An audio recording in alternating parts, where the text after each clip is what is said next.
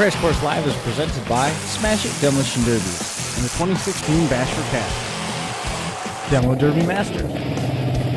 Winter Slam 2016. Ultimate Derby and Blizzard Bash and Capital City Carnage. Scioppa Racing and ScioppaRacing.com. Reckless Abandon Derby apparel at RecklessAbandonGear.com. And Derby Inc. magazine. Live it, breathe it, be it, Derby Inc. This is the Crash Course Demolition Derby podcast, recorded live at the FingerLakes1.com studios in downtown Seneca Falls, New York. And now your host, Chris Marquardt. Good afternoon, good evening. Welcome to episode number 122 of the Crash Course. Joining me here in the studio, we've got the one and only Josh Decker making the trip up. The only guy here in the studio with me tonight, but so I guess we'll be able to get along just fine. It's so quiet. It is quiet, isn't it? Without so calming. I didn't realize that Brian was so loud when he was here. He just harasses us. Just relentless.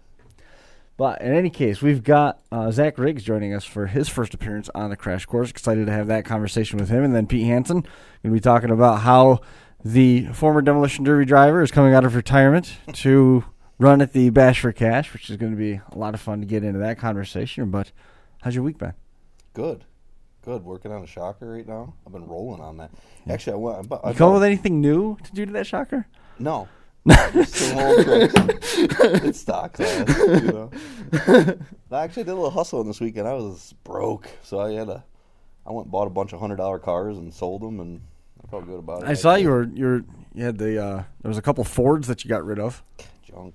You know, I just started a new job, so I haven't got a paycheck, you know, and I thought I got paid on Friday. Negative. Well, Friday comes and they go, no, next Friday. It's like, oh, great, I have $100 left. Is it every 2 weeks, or is it twice a month? Every 2 weeks. Yeah. And in case anybody heard what I said and starts thinking funny, there's a difference between definitely a difference between twice a month and every other week. Yes, my last job got me that, but this job actually it's every Friday, which is every 2 Fridays. But you know, I looked at my old lady and it's like, I'm going to go take this money and go buy a car. And she's like, what? It's like, yeah, I'm just going to go find a car. And literally on my way home on Friday, I just started hustling. I stopped probably on 10 cars. I bought this little Chevette for $100, sold it before I got home, called the next guy. I said, I got a guy coming with the money here. I'm come by the next one. And that's what I did. I just kind of went down the row, and I did okay for myself for the weekend, you know, so we got to pay our bills and stuff, which is a big change of pace given how the last few weeks have been. You know. But, you know, sometimes when you get down, you can just, like, sit there and get depressed about it because, you know, we've all been there. Or I just, you know, it's like I got to try hustling a little bit this week. And, you know, it was work, but it wasn't a bad weekend of work. I appreciate the folks that come through. And I certainly remember almost even more clearly the folks that haven't. You know what I mean? Oh, yeah. It's like just kind of tuck that in the back of your mind kind of thing. Well, you know, it's tougher. It's man, when we were junking, when price was high, I mean, it seems like you were here, when you were in trouble, especially for Derby guys, we all had a chunk of money, a chunk of electric motors. Yeah, you had a Derby bank. Somewhere, and yeah. Everyone's depleted. Offshore account. Everyone's depleted. I'm depleted. I think everyone's there. I don't have any cats. I don't have any rims. I don't have any. It's tough right now to make any money, so you got to try what you can. But, boy, it's going to be 70 degrees in 2 days. I know. I talked to Jim here at Finger Lakes 1. He's got a golf match already scheduled. Wow. He's going golfing. I know that tomorrow night and Wednesday night are pure Derby nights in the garage. It's going to be nice and warm and sunny. I just can't wait. I got to get home from work early. On the topic of what you just said there, just like basically the sentiment was that you never stop. You got to keep hustling, right? Yes. Speaking of which, Pete Hansen joining us on the line. Pete never stops hustling. And now the line on the screen right there, you can read it yourself. The retired star is getting ready for Bash for Cash 2016. Yeah, thanks, guys. No problem. Tell us exactly what you've got planned here for the end of May, the Memorial Day weekend in Chillicothe, Ohio. Well, my wagon's probably, I'd say, 75% right now, and we're kind of on standstill right now with that, so waiting on Ryan Ostrander to finish up some parts for me. He's building wheels and cooler and fuel tank for me. And got a guy building transmissions for me, and I just kind of hold up on parts. So now I got some kind of brainstorm. My guys are trying to talk me into building an 80s ride too. So Pete, it takes you half a year to build one car. What are you going to do? You don't have enough time. Well, I mean, the wagon, like I said, 75%. I mean, really all that's missing right now is motor, transmission, cooler, fuel tank, front clip, and she's done, you know? Mm-hmm. That's a night's worth of work. Yeah. No big deal. I mean, maybe for you guys, but not me. Yeah, we know that, Pete. So, Pete, why wagon, man? Like, I know I've heard everyone saying, like, why is Pete going wagon? Why Pete wagon? And I was actually excited to have you on tonight because, yeah, why wagon? What made you change? Well, you know, and the funny part is, you know, it's not I'm never dedicated to one car. It was, you know, when I started going west in Mayhem, you know, first car out there, Cadillac, you know, Mm-hmm. off of a 10-year Mopar run. Took that out there, ran it. Wasn't real impressed with it. So come back home, built my first 9802 Crown Vic, went to Keystone, won with it. And I'm like, hell, they're tough. You know, that was the first one I ever built. And then I had got some cars from Frank Palmer and sat in here, and they're Rivieras and stuff. And I said, shit, let's throw one of them together, see what it's like, you know. And I fell in love with the nose of them, but the ass ends are just straight up junk. You can't do nothing with them, no matter what you do. I don't care how you do it, hump plate it, whatever. They're a nose car.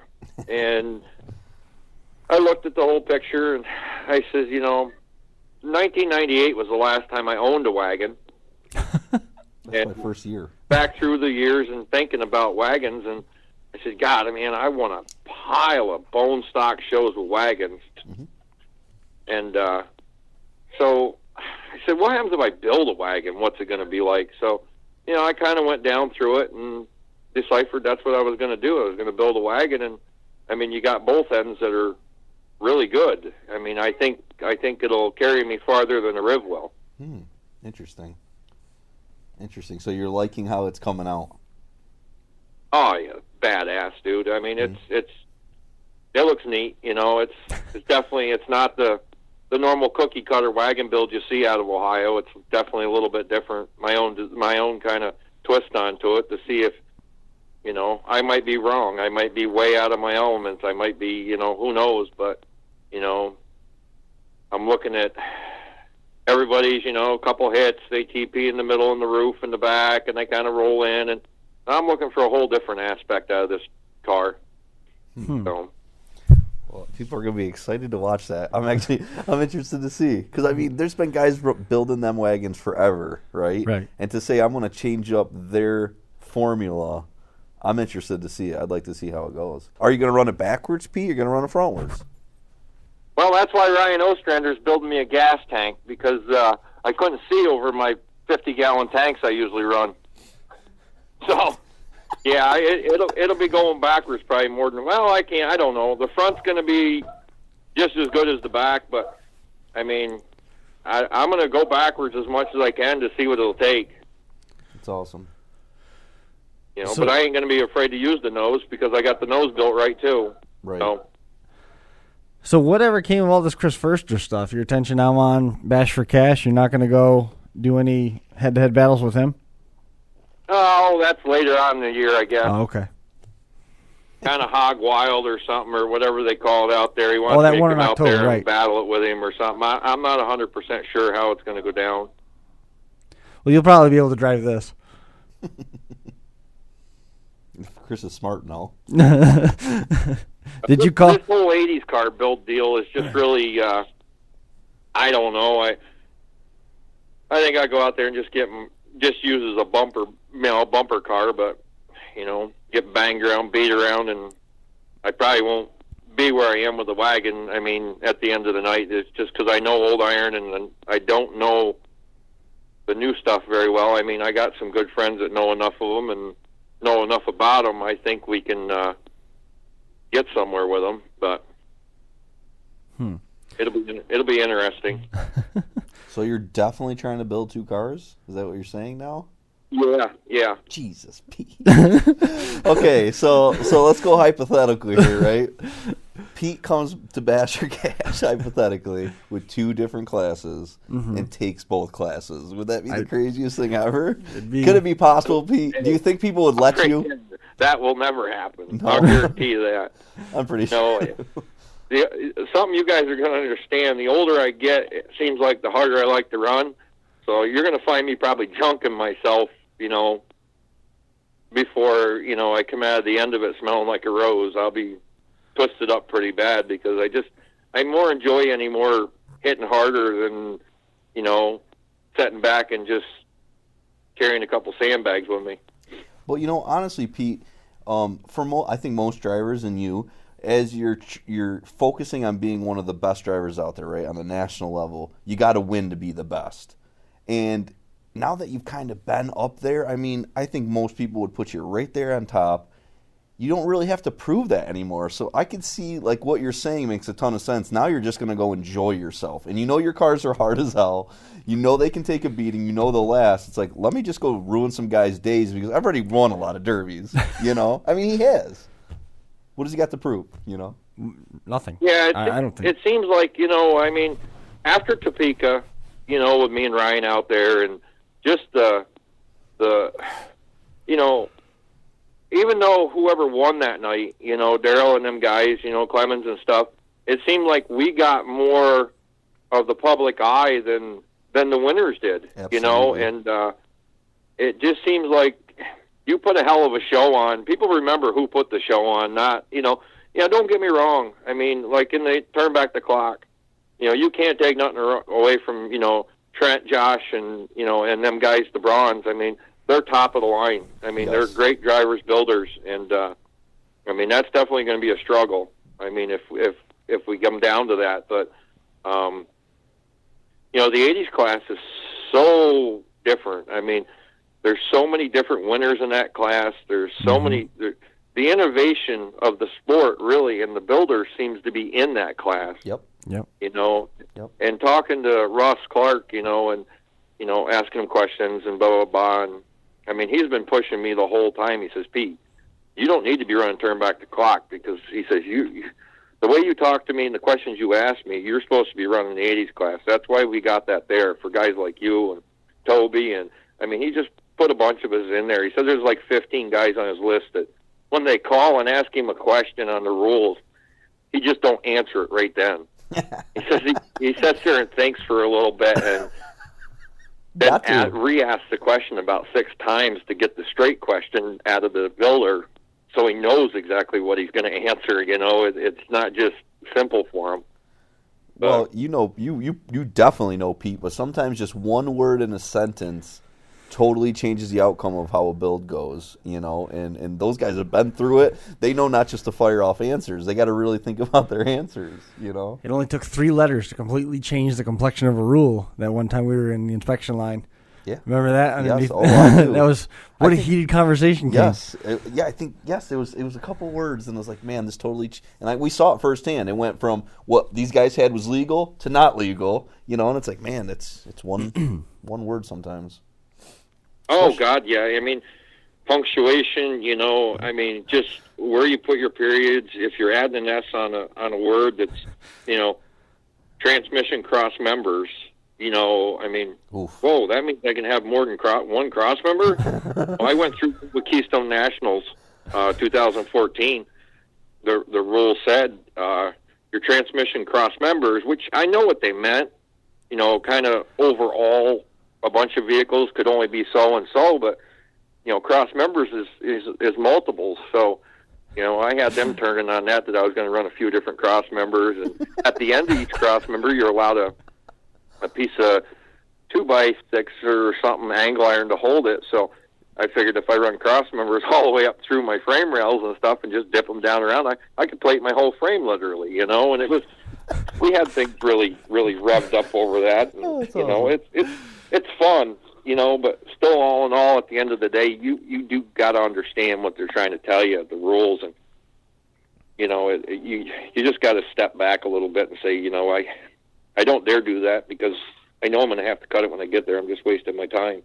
Pete, you've been around pretty much everywhere. You went to You went to Kansas and run stupid hard cars out there. You've run a lot of DI shows. You ran. Now you're going to go to Bash for Cash. He's won Spring Explosion. Right, exactly. I mean, and you run both shows, so you've seen the whole gauntlet out there. Is there? What rules do you like more? Are there cars that you feel you can build better? And I know that's a bad question to ask, but they're all a little bit different. But is there something that you liked more? Or He's going to say the rule book. Well, actually, the turn back the clock rules, I like a lot of it, but there's, this A-arm forward, I don't care for. We're not allowed to have nothing up there. Mm-hmm. Nothing, no plates, no nothing, no nothing, So that really steps the old iron back. I mean, you can do a little here, a little there, but it still don't fix that one spot that they're going to do this or do that. I mean, it's to be honest with you, I think like Tori Schute's got a real good set of rules. Did have until he went stock. The older Spring X rules were nice. It's definitely, Sam Williams has got a real great set of rules. I do like, I like that 3/8 plate A-arms forward. I mean, that's just intriguing. It kind of evens out the playing field for everybody. If everybody's got that plate, you're even for the most part. It's just placement on the plate is what really changes the driver. So, or the car, I should say, not so much the driver. But, I mean, this has been a big discussion on Facebook now for the last month, No matter what you do with the rules, no matter how much you change the rules to try to change up your winners, it never happens. The same guys keep winning because it's their driving ability that shines over. Definitely. More so than, they're saying, weld guys can't go back to stock and win, or, they got to remember, they got to step back in time. I mean, 24 years of this stuff, I've been doing it, and I mean, I was chain and bang for a lot of years. Absolutely. Absolutely. Battery on the floor and a Marine-style boat tank in the back seat, and never even weld the rear. It was, and still won. So when guys are out saying... That was back when Pete was smashing chariots. Yeah. Model Ts. Well, so Pete, what would you say? Because, there's always a debate you're hearing, our area builds hard cars. Who would you say builds harder cars? Are we saying pretty much Topeka does because you're getting the plate A-arms forward? Or where would you say the harder cars are being? Because I think Ohio, there's just some really crazy stuff being built. But then you get down in the Kentucky area, some hard stuff being built. Absurd stuff there. Yeah. Just going across the board, across the states, Ohio was, number one for years. And it seemed like everybody else was kind of, having a hard time catching up. Yep. And I understand why. I mean, they got in a 200-mile radius or whatever, they got 40 or 50 county fairs, and some of your best drivers, were in that area. So they were always fighting to be the best, So that's where they got the recognition. They're always doing whatever they could do to innovate the sport. But it seems like when the innovation kind of slowed down a little, I feel farther west surpassed the Ohio builds. Just hanging around with some boys from Michigan, Jason and Ryan, unbelievable minds, unbelievable creativity. I mean, just unreal. I mean, you look at their products they sell. Oh, yeah. Right. Top of the line. No question. And they've I can't say, much, but, when you're... No, say much. When you're around them guys, there's no inside the box. I don't think there is a box for them. Right. It's just insane. It's crazy. And I mean, build for build, on an 80s car, God, I mean, looking at their cars at Topeka against Cadillacs and everything else, I mean, yeah, their wheels got tore off, this, that, but I don't think a frame rail moved anywhere on them, and it's. No. I think they've. I think the Midwest, not so much, farther west, Illinois, Michigan, Kansas, I think is really almost went ahead of Ohio on the builds. Mm-hmm. And you don't see the Ohio drivers really venturing that direction much. Why is that? Because we talk about that actually a lot inside ourselves. We don't talk about it in the air a lot, but I always wondered that because they are so goddamn good in Ohio. I think they would be good everywhere in the country. What do you think? Or do you think just it's such a good competition there and they like their derbies, they like their promoters, there's no reason to go out? I think that's the biggest thing. They got everything right there. Why travel? Why waste the money? Why do the hotel rooms? Why, Yeah, I think they got it all right there. Why should they have to? I mean, personally, if I live there, I wouldn't. I'd stay right there. You know your promoter. You're comfortable with your promoter. You know what your promoter will allow. And why leave if you got, God, there's 3 or 4 shows that are 10,000 to win within how many miles? Yeah, I know. I think we said the same thing about Utah, how there's insane money on any given night in the middle of summer. I mean, it's the same idea, and we don't see those guys travel much because they're very content with what they've got.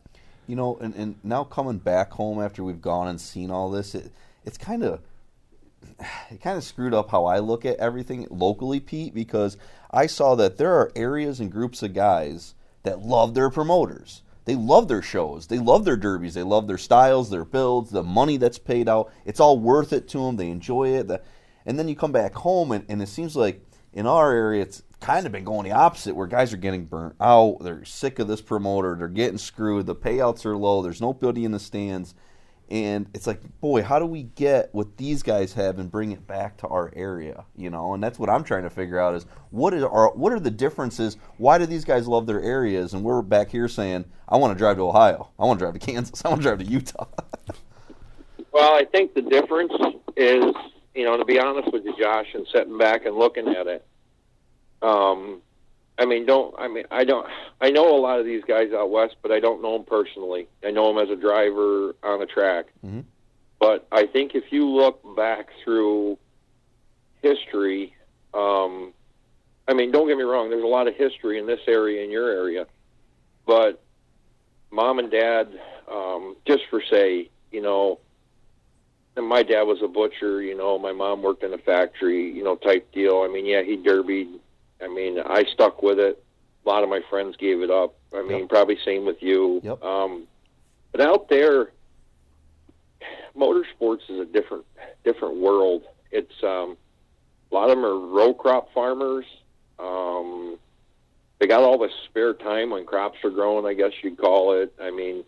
They're into tractor pulling, they're into truck pulling, they're into monster trucks, they're into all kinds of motorsport stuff, and it's always thrived, it seems, Ohio on out. There is a lot of younger guys that are coming up in the sport that are maybe not row crop farmers' sons or whatever, but it just seems like it's something to do with, that farming deal and, more mechanically inclined kids, Mm-hmm. Growing up, I think, more so than around here. It's different. There ain't many mechanically inclined kids. They're all on the computers and doing this and doing that and playing video games. And don't get me wrong, all kids do it, but I think it's different. It's actually it's a really whole good different point. world when you start going that direction. Especially the people. Look at the people.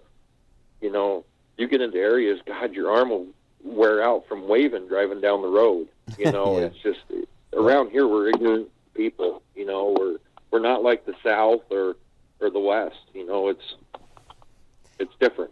I never actually broke it up like that, but you're right. It is, and not just demolition derby, in all different aspects of life. You get into different areas and people are just different.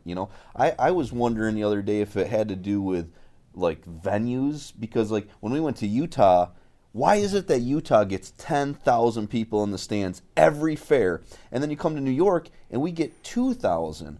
what's the difference? Because is it more people per square mile and stuff? No, I don't think so. No, what is no, it? we drove. Why do people in Utah love Demolition Derby or in Ohio love Demolition Derby, but then you get to New York and it's not so much? It's what is that? Why can't we get to that? I don't know if there's a real answer for it. I mean, maybe because they evolved and brought the sport to bigger and better, events and more fun events maybe than just our county fairs. That's what I think. It never evolved. Yeah. We've never been able to attract. You go to Walton Fair. I mean, I would say 60% of the grandstands is city people. That is very true. Walton is. Why? I have no idea, or for what reason, but I'd say 60% of the grandstands at Walton Fair. And what's Walton hold for spectators? 6,500. Yeah. And it's full, sold out every night. That's a great point. That's a good point, actually. And Derby, as far as I'm concerned, the Derby has went downhill drastically compared to what it used to be. Mm. The drivers that used to, Ricky, for one. You got, Mike Beers and Hippie and God, what's this one? Terry? Is it Terry? What the heck's his name? Travis Terry from out there? Or are you talking about Jared Stanton? No. What'd you say the first guy was? Travis Terry? Yeah, I think big guy. Big guy. He always ran Mopar. Friends with Ricky and all them guys. I can't remember his name. Anyways, them guys were insane. Yes. Dude, insane. Yes. They run 100 mile an hour down it. It's the hardest hitting derby I've ever seen in my life. With no cage. Yeah, with no cage. No cages. Guys were going, 10 years ago, guys were going out of there, 4 and 5 on a stretcher. Yes. It was insane. Now you go there, yeah, you see a couple good shots, but nothing like it was. No, it was used to be fucking unbelievable. insane. Yeah, it used to be unbelievable. I agree with you there. I agree. Well, Pete, I got another question. I had some guys message me, actually, and I wanted to ask you about. Now that Crash Course has been getting out, it seems like the Northeast is learning a lot more. Like, it opened the eyes, I think, of a lot of guys, and it got guys thinking about harder, stronger builds, kind of like in the direction you're going. Do you think that New York, or up PA, Vermont, do you think that will we ever be an equal to what Kansas is doing or is in Ohio, or will we always be that 20 years behind? Because, you had a good point about the plates in front of the A-arms. No one allows that around here. But if we started, would it help the progression? Or do you think it's scary for us to try to progress too fast in our area? Would it be a negative if we tried to jump the gun? What's your thoughts on that? Well, being around here, and being in the Derby world, what seems to happen, our area, your area, there's no, and I hate to say it, and I don't mean to downgrade anybody or disrespect anybody by no means, but there's nobody ever trying to challenge anybody. You know what I mean? It's like you get on the Derby track, I don't care, like you said, Richie Predmore back, or Brett Raleigh in your area or whatever. Yep. They could literally park their car in the center of the track, yes, and everybody drive around them all night long. Yes. So true. It's 100%. And same here yes, with me, down here county fairs. I could park my car in the middle of the track, and everybody drive around. Once in a while, you'd have that young guy that was trying. Mike Klinger. Mike Klinger. And hats off to that guy. Yes. I think the issue is here, we don't have that. There's nobody out there that's trying, pushing the rules, pushing the limits, chasing after that guy that wins every show, trying to make yourself better. You go west, you go to Ohio, and I think that's why Ohio has done so well. There wasn't just one guy that was good that won all the shows, like a Scott Zisselman or any of them guys. Mike Decker. They were competing against each other all the time, and they're all top drivers. And, they're beating their brains out, and they're trying to beat each other. Where here, one or two guys at this track or one or two guys here, no matter where you went. Dude. You know, there's always that certain two guys that always won, you know, and So great thought. Your never thought had is right on anybody the come money. in to change it up or, you know, Ohio, it's always somebody different winning, you know, usually, you know, I mean, in most cases, there was so many, it's a mentality level. I think it's more mentality. I don't think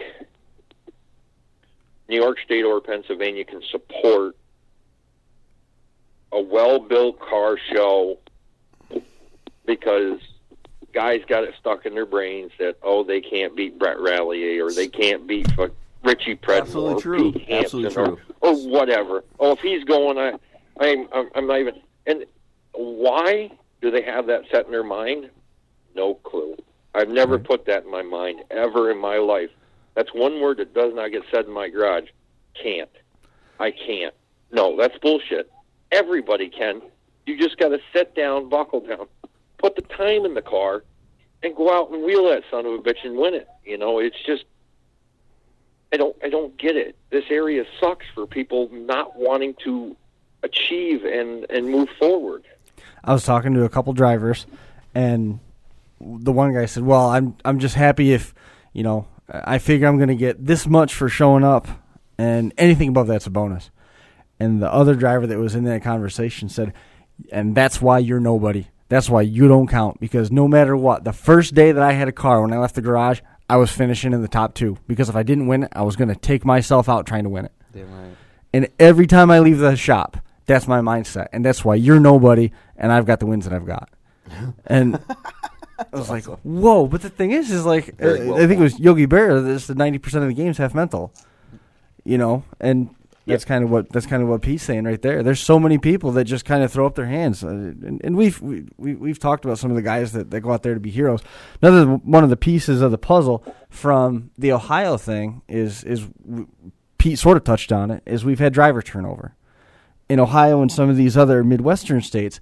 People have been in line. There's been a pecking order that if a driver falls off, somebody moves up to take that spot. Yes. And we've had so many drivers retire, step down, pass away. Yes. Different scenarios like that. We haven't got the pool of drivers that's ready to step up in the full-size division. Yes. Now, the compact division is very healthy, and it's entertaining around here. We don't have extreme build compacts or anything like that. I don't think that it's going to be commonplace to come across, fully built Fox bodies or Camaros or things along those lines here.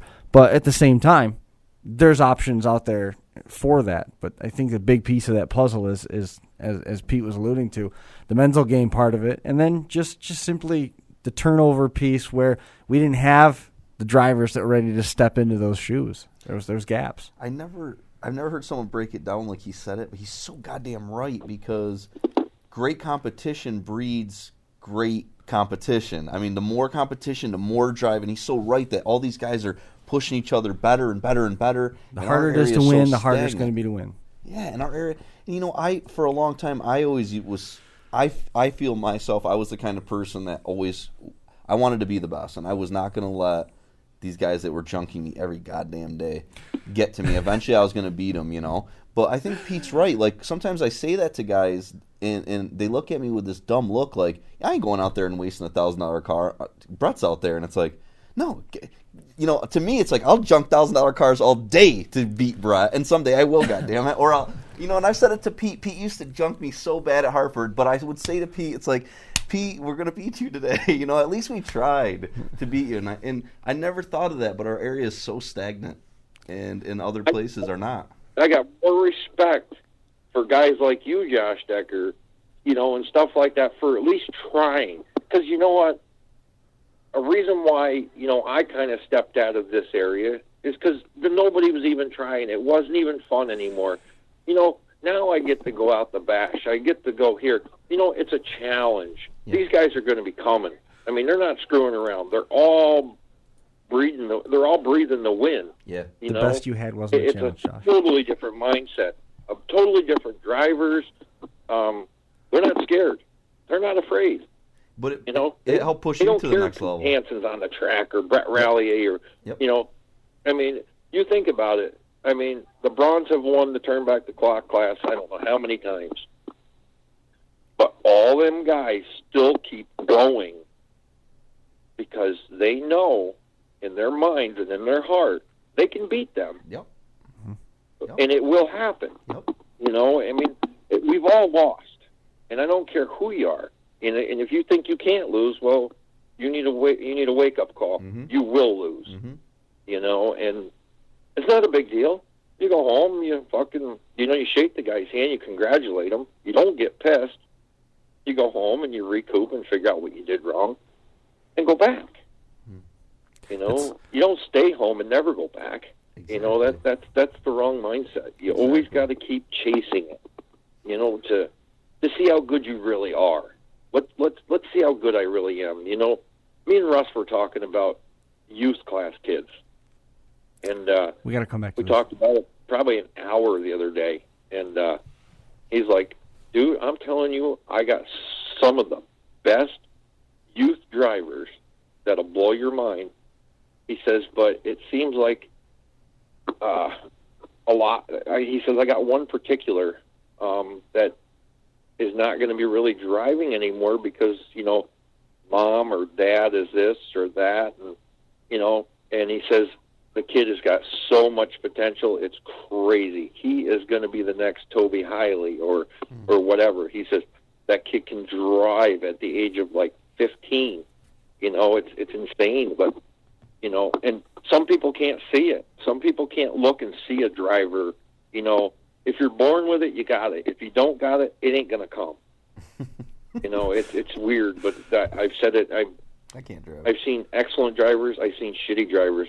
You know, it's hard to have it all, and there's enough guys out there, especially in Ohio and out there, that's got it all. You know, I don't know why, but they do. You know, whether they were driving shit at 7 years old, where we couldn't run a derby car here until we were 18. Right. You know, so it's a big difference. There's a whole world of difference between areas, and you know, and the youths they got out there coming up, and we don't have nothing here. No. Sam Williams' kid's running a Blizzard Bash with a Cordoba, you know, at 14. It's like, this is the luckiest kid in the world. You know, he's doing well. You know, it's awesome. He did real well with it. And he told his dad, like, I don't want to run with the youths. I'm going on with the big guys. It's like, no, I love this kid. This kid is a good kid, you know? He got his learner's permit. Did you see that? Yeah, I did. It's awesome. Yep. He was up close. You could tell he was a young kid. You know? But I was intrigued by what Pete said. So if you lose, you go home, and you got to keep chasing. You don't just stay home. You go back, and I know it's not fair to say that you guys lost because everybody's talking about your run out there. But does that mean that possibly we're going to see you go back to Blizzard Bash? Doubt it. I mean, it's not that I lost. I mean, we had a great time, and I mean, I don't have really anything to prove there as far as I'm concerned. No, I agree. It's fair. I mean, I've always been one of them guys, and everybody's got to know me from certain areas from over the years. You know, to me, right now in the turn back to clocks class, I mean, the Bronze are on the top of the list. I mean, they are the best. Bronze and the Highleys. And the right Petros. now, as far as I'm concerned. Mm-hmm. You know, they've proved it year in and year out. For me to go out there and run against the best in Ohio in the turn back to clock class, it's going to be a pleasure. Yes. It's going to be a challenge. Mm-hmm. And that's the only reason I go in my shop door every day is because I'm looking for that challenge. You know what I mean? Yep. Will we tangle early? Yeah, probably not. You know, we'll probably tangle at the end. But at the end, if we start to tangle, if I make it that far, I mean, it's going to be fun. Yeah. That's when I'm going to enjoy myself the most. Absolutely. It's going to be, you know, that's what I live for. That's why I do what I do. You know, it's not anything else but to go and try to beat the best. You know, it's just like anything, you know, any sport. You know, you don't have football teams going out on the field just to play football. I mean, they're going to win. Yep. Right. You know, it's a certain breed, I guess, that just you got to be. Going to be catching up with Zach Riggs here in just a few minutes. I had Steve Bucknam listening at home, sent me a message, said that you had loaned your motor out so that Mike DeFreesia could go run Urban Destruction. Is that true?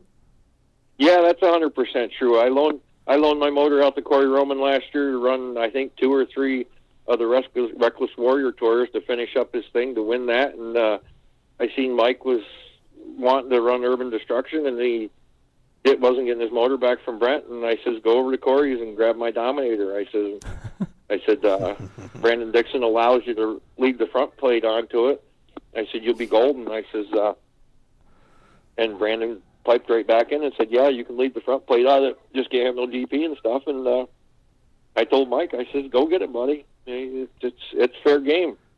I mean, I help guys all the time, and I mean, a lot of people might not see behind the scenes, but hell, it's only a derby motor, you know. I mean, let him go enjoy himself and have fun. I mean, we only live once. I mean, it's. Oh, he's gonna have a ball. I guarantee he never goes above quarter throttle. He's just gonna be out there like he ain't blowing it up. No way. And my plans are that motor, when he's done with it, I got to go out and pick it up, or one of them guys bring it back, or whatever, however it works. I'm going to put that in my 80s ride. So, you know, as long as he don't detonate it, we'll be good. Nice. Well, no promises there. That's awesome. Mike drives pretty hard. Yes, he does. That'd be cool. That's cool, Pete. Yeah, it's very nice of you to do that. That's awesome. Well, that's what Derby family does, you know, and Redline is a family, you know, and we try to stick together. And I mean, there's some guys out there that'll tell me to go screw myself. I ain't going to borrow their motor, but someday I might be in that pinch and might need one. Yep. Right on. Exactly. So, excellent. Well, yeah. Pete, man, I look forward to keeping in touch on the progress of both builds now, the 80s and newer car and the wagon for sure. And I can't wait to see the cars in person. Mm-hmm. I'm excited. But like I said, wagon's 100%. I'll be there. The 80s car is the spare time off the wagon. If it gets done, it gets done. If it don't, it don't. Not a big deal. If it gets close enough to done, just let the Bevic drive it. Yeah, absolutely. Yeah, right? You got to get the Bevic motivated. Every time I talk to him, he's getting unmotivated. You got to get him back to being motivated. He's you know, I mean, he ain't even been here and seen this wagon since I've started it, you know, and I mean, I think he's going to Bash. I'm not a guarantee, but I mean, it just seems like he's more, the older he gets, the more work-oriented he's getting. So, yes. I mean, I think he's kind of fallen out of it a little bit. I mean, if I need a red line, I can go up and steal his and put in my 80s car too. So, perfect. Not a big. I need better friends. I don't even ask. I'll just take it, you know. Yep. That's awesome. Well, Pete, awesome to hear that you're going to Bash for Cash. It's going to be exciting to see. Yeah, and tell Zachary Riggs good luck at down there to Freedom Hall. I think he's going down there to give it hell. Yep. From what I see.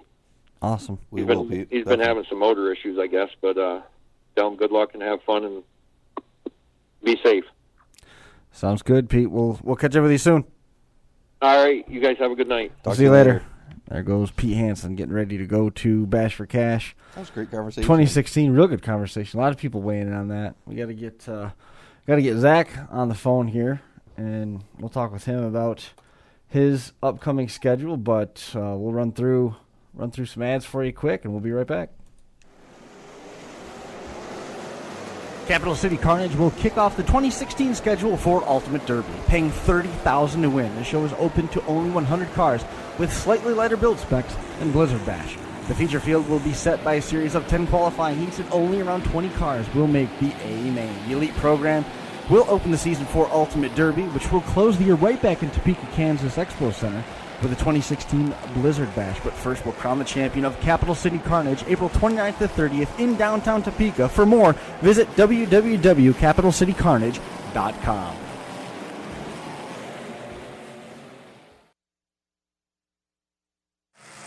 Smashing Demolition Derbies has partnered with Crash Course for the duration of the 2016 season.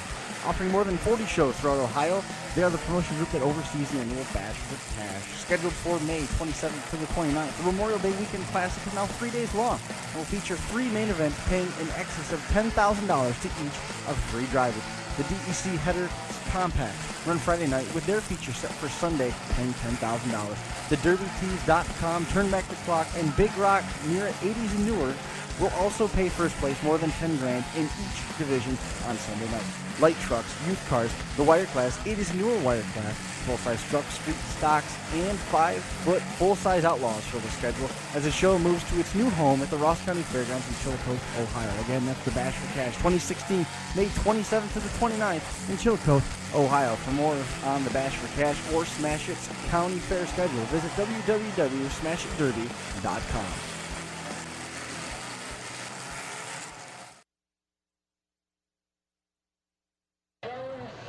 Kings of Old School returns for their second installment of Spring Chaos, June 11th and 12th at the Broome County Fairgrounds in Whitney Point, New York. Last year, it was Jonathan Furr coming away with the inaugural title. The show promises as much action as last year, springing into a 2-day format for the first time. Rules and payout are posted online at kingsofoldschool.net. The Kings of Old School team event will be center stage again, moving to the Delaware County Fairgrounds in Walton, New York, as part of the Kings of Old School Regional Championship program, September 4th and 5th. The county and event winners from around the Northeast will be eligible to run during this championship event. For more details, again, jump online and visit kingsofoldschool.net or visit the group on Facebook.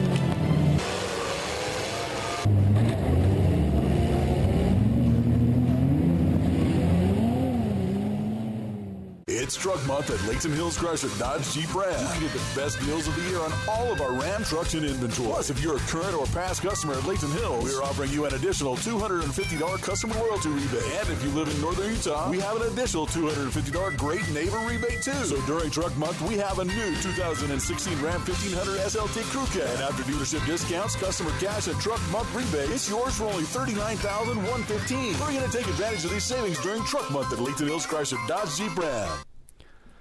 Once again, big thanks to Layton Hills Dodge, main player with the Stern Dirt May Mania show that we're going out to May the 14th is coming in a hurry. 2-man team format going back to the way it worked, and that's going to be an awesome show. Ben's going to be making the trip out there with us for that one. Looking forward to that. I can't wait. It's going to be awesome isn't the word. Another one that I can't wait to. I had a quick conversation with Paul Nielsen here just a little bit ago. Crossroads of Destruction.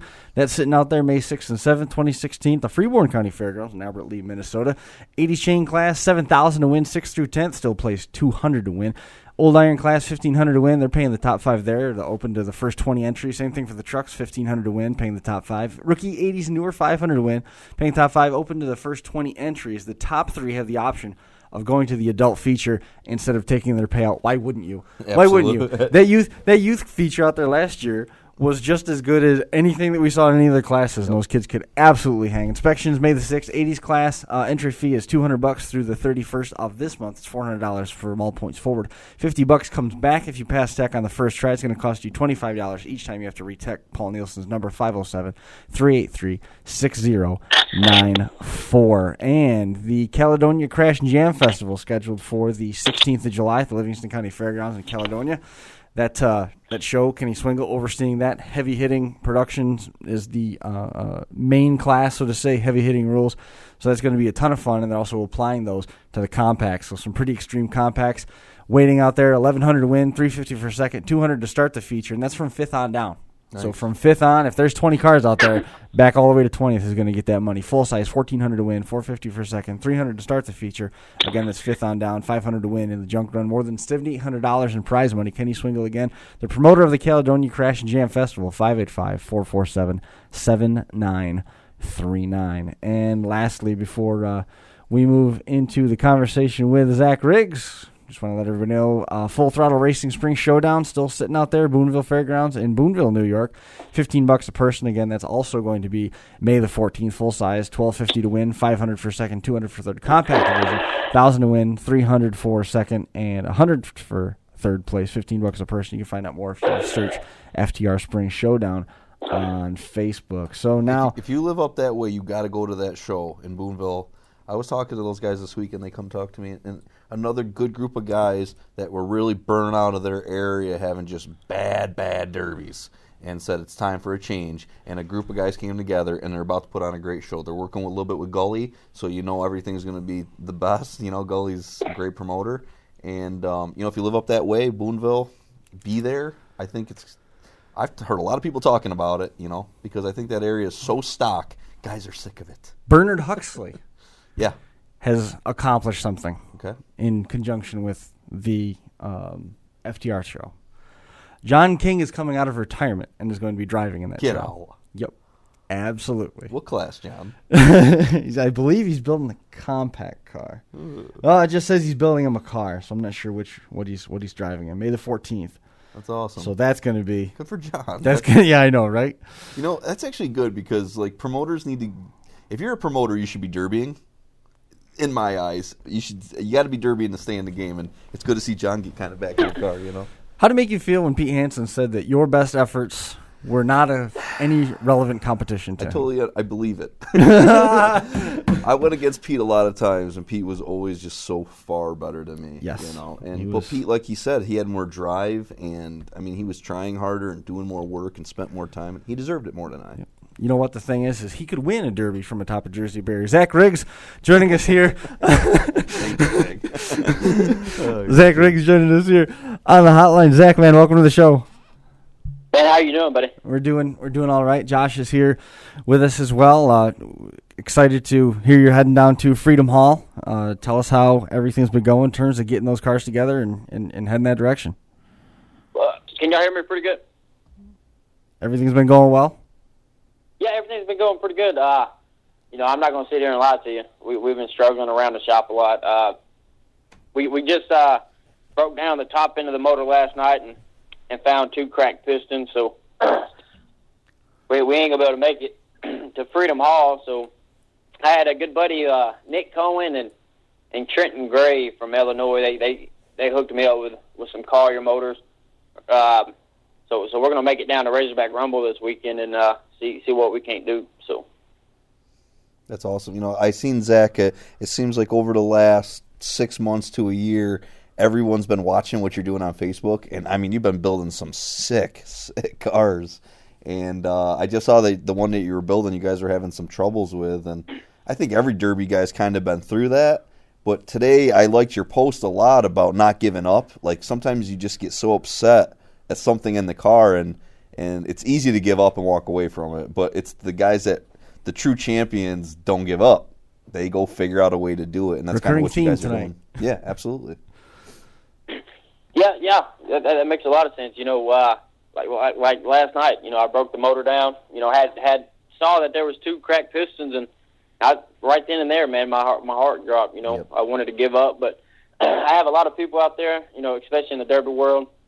I consider everybody family in the Derby world. They encouraged me, and they gave me some positive feedback, and they got my hopes back up. And like I said, 2 guys offered me their motor to run this weekend, so and they actually just got dropped off. So yeah, like I said, you never can give up, man. You got to stay focused, you got to stay positive, and you got to stay strong, and you just got to keep at it. Yeah. Now, how long have you been running? And I see that you guys are running mostly Vics. I believe that you've built a bunch of metric GMs, right? What is is the 80 stuff your wheel horse, and what do you like more, Vics or GMs? Well, I'll tell you, I grew up on a salvage yard. We own a salvage yard here in Bible, Arkansas, northeast corner of Arkansas, and man, we have so many 80s and newer out there. Beginning of my career, I was around 12 or 13. I ran a couple metric GMs, and of course around that time I didn't have the money I have in it today, and sure. They held up good around local shows, but the car that I stick with is 9802. We have around 20 or so sitting back in the yard. We continue to keep pulling in 9802s every day.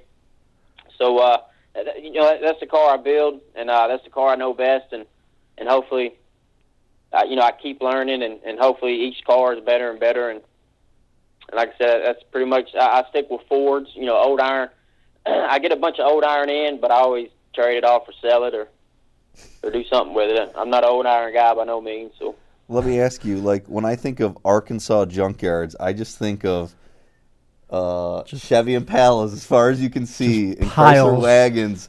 Do you guys, is there still a good amount of them down there, or I mean, obviously you're not even running them, so you don't even care. But are other guys chasing old iron, or is it not really? Man, to be honest with you, you might find a yard or two down here, down south, that has a lot of old iron in it. Mostly the guys up north, Ohio, Wisconsin, Minnesota, Kentucky, Illinois. Most of them guys came down and pretty much raided the whole place, the whole state. So, most of the old iron is pretty much gone. I'm not going to say they're not here in Arkansas, but there's probably not big yards of them. Damn. A lot of them guys go down to Texas, New Mexico, and Louisiana, especially around Georgia, Florida, and a lot of the East Coast still has a lot of old iron, and out west especially. Yep. I was just going to say, if you're in Arkansas, how much more south can you go other than Texas? And then, right. Well, I've heard there's lots of cars in Texas. They're going south to the same south that all of us are talking about going to. South Carolina, Georgia, Florida.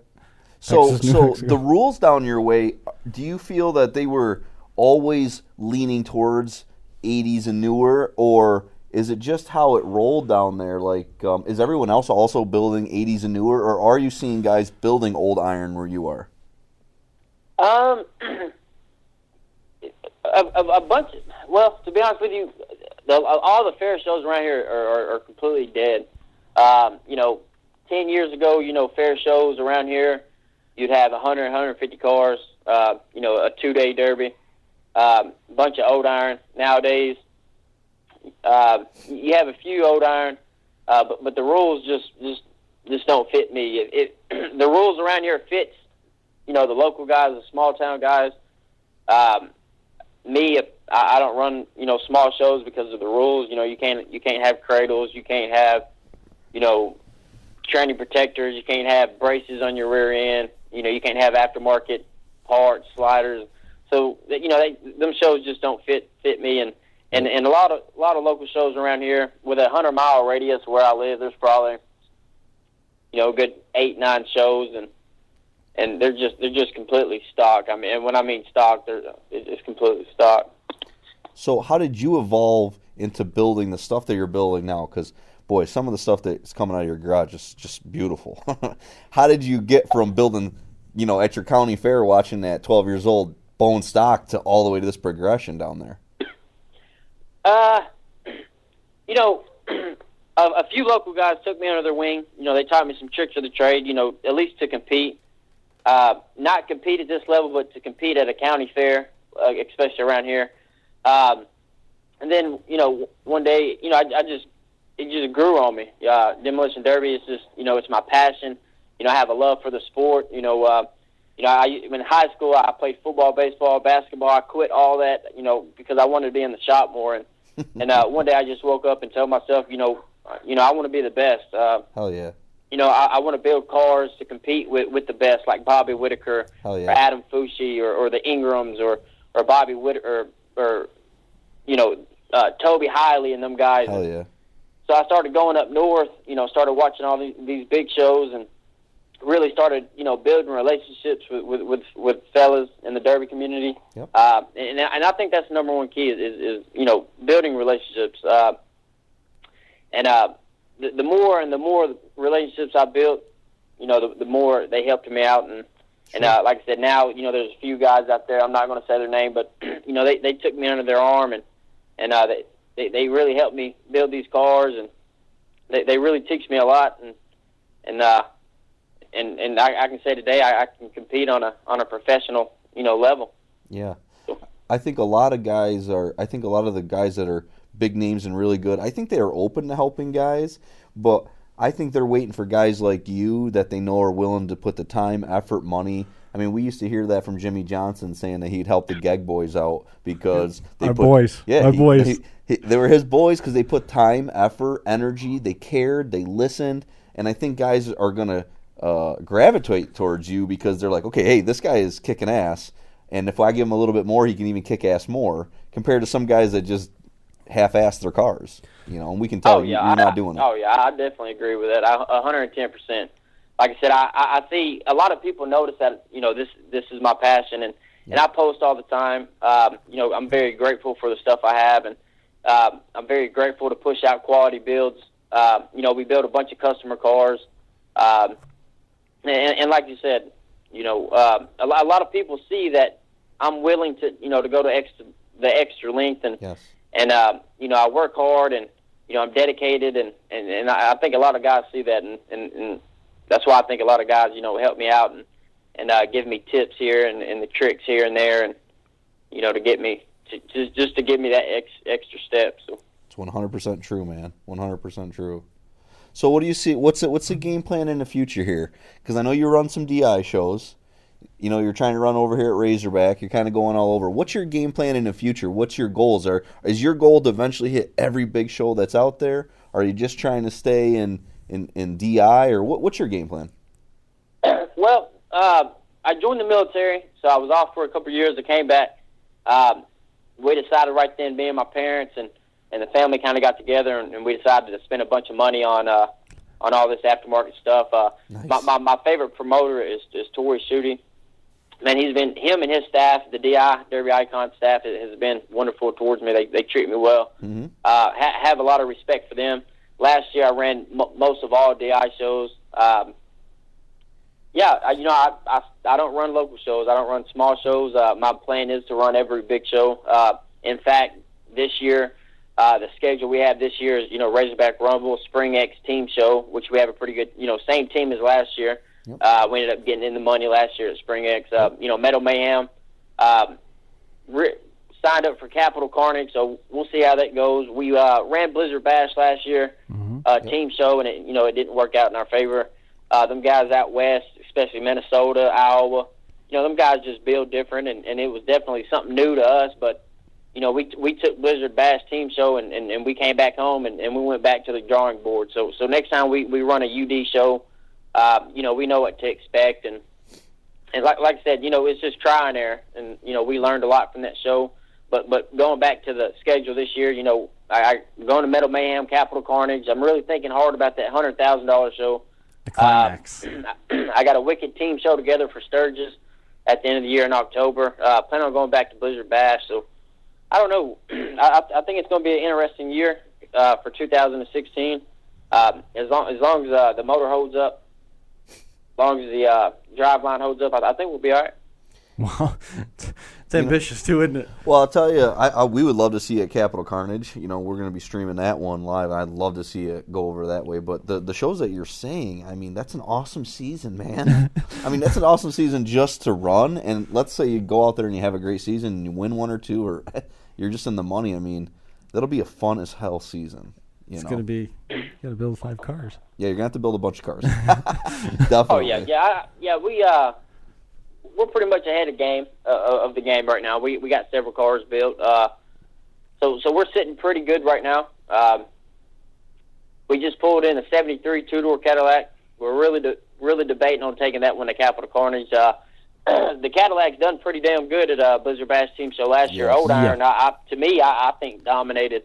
Yes. Dominated Blizzard Bash Team Show. So that's what we're going to try with this year at Capital Carnage is a '73 two-door Caddy, and we'll see how that goes. So, 2 years ago when we were at Blizzard Bash, Zach, or maybe it was 3 years ago, we were watching Vicks bend an Old Iron. Mm-hmm. And then this year was kind of the backwards of watching the Cadillacs. We watched a couple right in front of us, a couple nose-to-nose, Caddy to Vic, and we were watching Vicks buckle. And I kind of agree with you. For that show, I think Old Iron, just the way the rules are set, I think the Cadillac is the way to go. I think it's going to be a full show of Cadillacs. I think there'll be a bunch. Oh, yeah. Dude, the Cadillacs, over the past, I want to say, 3, 4, or 5 years has just gone out of control. Yes. You're starting to see a lot more Cadillacs out there. You're seeing, to me, Cadillacs nowadays are getting more popular than, a 74 through 76 Impala. Yes, they are. People are trading roundbacks for Cadillacs. People are trading Vicks for Cadillacs. Cadillacs are just, are just real popular on the market right now. So. People are trading 2 Vicks for Cadillacs. It's funny, up here in New York, we're not allowed to protectors. No one's changing training, cross members and stuff. But guys are still losing their mind for Cadillacs. Everything you and your parents invested in, you can't run it in New York. Yeah, in New York you can't do what you guys are doing. But it's funny because the price of Cadillac in New York is $1,800, and it's making me laugh. I say to these guys, why are you choosing Cadillac over an Impala or something? They don't know why. Couldn't tell in you. our area, they saw it online. They are completely bandwagoning it. Well, at Blizzard Bash, they were kicking ass. It's like, well, our stock builds in New York is not Blizzard Bash, so Nope. Guys are wasting 73 and 4 Cadillacs all day long up here, and it's crazy. It's crazy. How's the cars up there? They pretty clean up New York. Almost everything. I'd say probably 90% of cars that get wrecked up here are trailered up. Very rarely do you find cars up here, and when you do, they're junk. I mean, I don't know if the percentage is that high, Josh. I don't think so. I don't think so. I think so. Not that high. You're not the days of back road driving. And listen, I back drive road it as much as anybody. You do. Look at your Facebook during work hours. Yeah, absolutely. And and there's just the cars I find. Bad body mounts here, bad rusted frame here. A lot of the cars that are sitting around are for a reason. And I think when you really want clean iron and you're trying to pull clean Cadillacs you got to go down south, or you're paying stupid money up here. I mean, $2,000, $1,800 for GM's sedans. Oh yeah, is crazy. Shockers with no bumpers and no motors, no trannies are $1,200. It's stupid. Oh yeah, I agree with you. I just I bought a wagon, Pontiac wagon, not long ago for $2,500. I mean, the prices are ridiculous. Damn. The price is definitely ridiculous. Yeah, what clamshell wagons I get, because clamshell wagons to me is like pure Midwest demolition derby. I mean, any guy that thinks of when they were a kid, what did they watch running? It was clamshell wagons. Oh yeah, definitely, of course. Yeah. And I don't know the percentage of cars left. There can't be a lot of wagons left percentage-wise compared to other cars. I mean, wagons are probably they keep finding them. They're still finding them. But he's paid $2,500. So? Yeah, they keep finding them. If you saw all the wagons at Metal Mayhem last year, and I mean, it just blows your mind. You know, guys are continuing to find these wagons.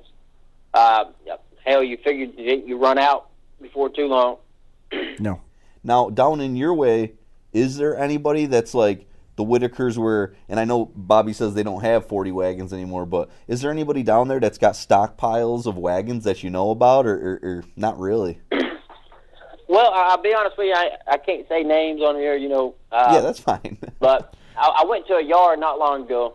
There was a guy down here in southern Arkansas, and man, he had a stockpile of old iron. And, you know, I got to talking with him, and started trying to get prices with him. And I didn't want him, of course, I didn't want him to know I was derbying him. Sure. But finally, the conversation went on, and he said, "Man, I'll be honest with you, I can't sell no old iron to you." And I was like, "Well, you know, why not? You know, I got cash in hand." And he said, "Well, the Whitakers, all these cars belong to the Whitakers, or you know, he sells a lot to the Whitakers." So, damn.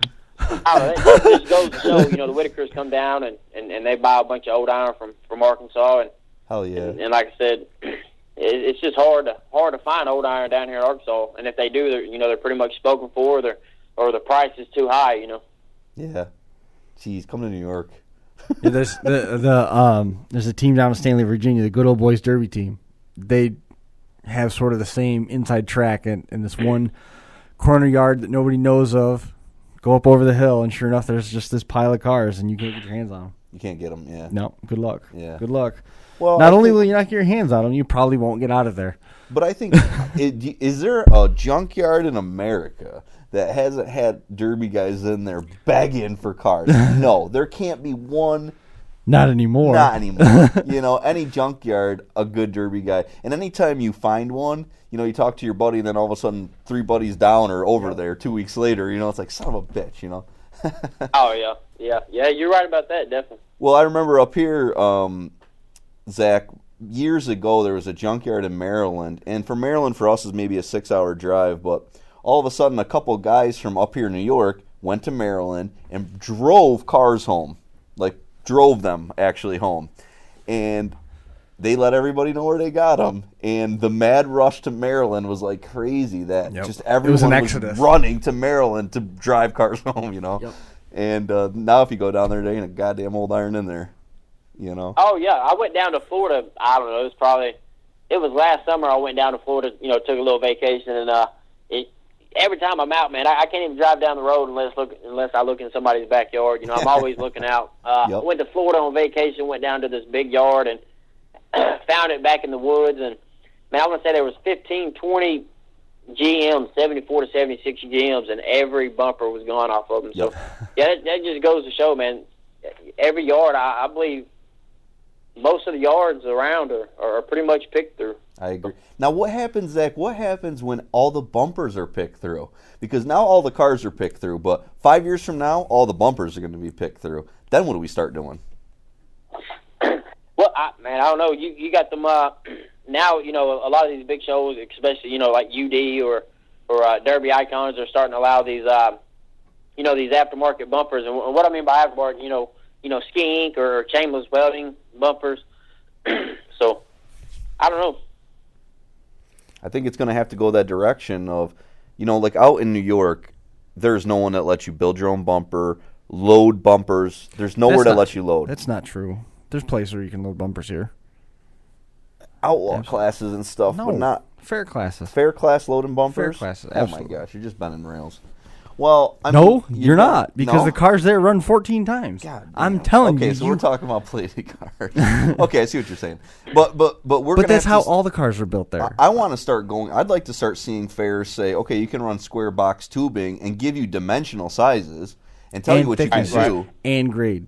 And great, that's fine. I'll do that. But God, it's getting tough to find Chrysler bumpers to run 7 cars our way. It's just every time you run a bumper, you lose it. It's junk. So it's like I run 7 cars, 10 cars in a summer. That's $2,000 in bumpers. Oh yeah, I have to agree. With the price of bumpers nowadays are high. I mean, look, I've been on the internet the last couple of days, and Crown Vic bumpers are going anywhere from $100 to $150. Crazy. Usually, I could pick them up all day long for $25. Right. So the price of bumpers are definitely skyrocketed. So I think fix that problem is to either load the bumper or start allowing these guys to buy these bumpers like skink or chainless is welding up. So Yeah, I agree. Well, so motor-wise, what motor are you usually running? Do you have you guys buying them somewhere? Are you guys building them yourself? No, I got a Kinsey motor. I stuck. The first motor I went with was a Baldwin motor. Yep. I have a lot of respect for Jeff Baldwin. Yep. Some things happened. Had some options. Had some guys suggest some different options for me. So I went with a Kinsey motor. So last year, 2015 season, I ran my Kinsey all year long, and it never let me down. I blew a head gasket here and there, which is pretty easy fix. It just sucks, breaking that top end down, especially with that, that skink cradle on and everything. But other than that, man, I stick with Kinsey. Kinsey never let me down. The motor that just broke on me was a Kinsey motor. But the motor I'm running, the guy that just dropped it off is going to be a Collier motor. So we're going to see how Collier performance does for me. Absolutely. So I'm pretty excited to run a Collier motor, or a Collier motor, excuse me. Or actually, it's a Collier motor. So we'll see how that goes this weekend at Razorback Rumble. That's like the engines that Don Santel runs? The Kohler? Man, I couldn't tell you. He runs Kohler. I honestly couldn't tell. I think so. Yeah, I think so. Cool. It's Jeff Collier, I think. Oh, So it is. I think that's a Jeff different Collier. guy. Not Collier, but Collier. Yeah, different guy. Well, we wish you luck this year, man. I know everyone's kind of watching. You've been a big name to be watching. Facebook's good like that. And I can tell people are like just kind of focusing on what you're doing, man. So we wish you a ton of luck, and hopefully we see a Capital Carnage, man. That's not too far away. It's not. Right around the corner. Oh yeah, definitely. I hope to meet you guys, man. We'll definitely try to get a hold of you. We'll find you in there. All right, buddy. We gotta take it easy. Y'all have a good day. Thanks a lot. Thanks, Zach. Appreciate it. There goes Zach Riggs, kind of reiterating some of the themes that timed that perfect. Battery just died. He's a dude. I've been there so many times. He put that Facebook post up, and it's like, damn. I've been there where it's like, shit. I blew a tranny, or I blew a motor, I blew my rear, and it's like, the first thing you say mentally is like, screw it. I'm going home. I'm going inside. I'm done. Screw it. I don't care. But then sometimes you call your buddies. It's like, damn, I blew my motor. And then, then they start talking to you. It's like, oh, dude, that ain't a big deal. Just, come on, take the motor out. I'll be over in an hour. I'll grab some beer. We'll pull the motor out. I'll bring over my other. And it got him more motivated. Then all of a sudden, a couple hours later, he puts up a post like, back at it, got my motor coming, I'm going to be there. It's like, that's awesome. There's not enough of that. And you know what I'm saying? Oh, I like guys like that. And listening to Pete talk, I hope everyone was listening today. His attitude, that motivation, that self-motivation. Cody Riley was messaging me back and forth while Pete was talking. He goes, it's so right. That self-motivation. If you don't have that attitude, sometimes say to yourself, like, boy, maybe sometimes I look at stuff negative or I give up easily or whatever, and listen to a guy like Pete, and it's like, why did Pete get to where he is? Some people, listen, I've been there. I've looked at Pete. I've looked at a lot of big names and said, like, man, what's the difference between this man and me? Why did he get there and I didn't? Because I've been fighting to get there, and why did he get there? And if you really look back at yourself, you probably say, that guy worked harder than me. That guy put more effort. That guy tried harder at the end of the day. And a lot of times, sometimes just getting there. J.C. Molly's put up a great picture today. I don't know if you saw it. It was a picture of two guys digging towards diamonds. And one guy was digging real fast, and he gave up right before the diamonds. And then there's the other guy that just chugged away, but in the end he gets to the diamonds. Mm-hmm. And sometimes slow and steady and never giving up gets you there, but also sometimes you don't give up because you never know how close you are. Mm-hmm.